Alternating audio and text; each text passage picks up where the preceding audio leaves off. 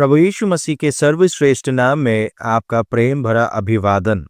भविष्यद्वक्ता यशायाह की पुस्तक के 53वें अध्याय की दूसरी आयत में लिखा है, क्योंकि वह उसके सामने अंकुर के समान और ऐसी जड़ के समान उगा जो निर्जल भूमि में फूट निकले।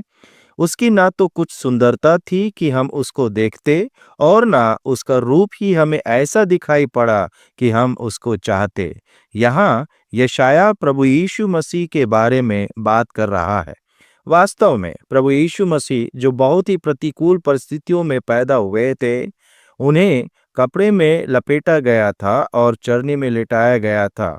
जन्म के बाद जो चरवाहे उसे देखने आए थे तथा जो बुद्धिमान व्यक्ति बाद में आए, वे बालक को देखकर अति आनंदित हुए तथा मुंह के बल गिरकर बालक को प्रणाम कर परमेश्वर की महिमा और स्तुति करते हुए लौट गए। यहाँ तक कि मंदिर में बुजुर्ग शिमोन और भविष्यद्वक्तिन हन्ना भी बालक यीशु को देखकर खुशी से भर गए, अर्थात वह बहुत सुंदर और तेजस्वी था। यूहन्ना लिखता है, उसमें जीवन था और वह जीवन मनुष्यों की ज्योति थी। वह कहता है, हमने उसकी महिमा देखी, जैसे पिता के एकलौते की महिमा। इसका वर्णन सुलेमान द्वारा लिखी श्रेष्ठ गीत में किया गया है। प्रेमी गोरा और लाल सा है, वह 10,000 में उत्तम है। यशायाह ने इस सुंदर और महिमामय प्रभु यीशु मसीह के विषय में ऐसा क्यों कहा? उसकी ना तो कुछ सुंदरता थी कि हम उसको देखते, और ना उसका रूप ही हमें ऐसा दिखाई पड़ा कि हम उसको चाहते।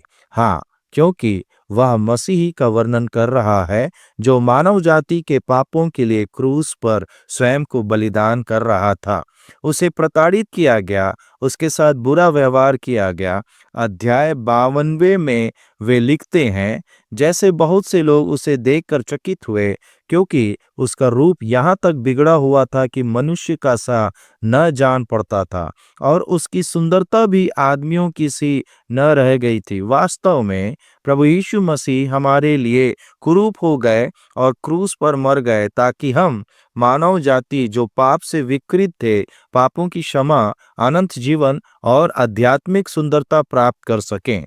प्रत्येक व्यक्ति जो प्रभु यीशु मसीह पर विश्वास करता है, जो मरे हुओं में से जी उठा, अब पापों की क्षमा, अनंत जीवन और सुंदरता प्राप्त करता है।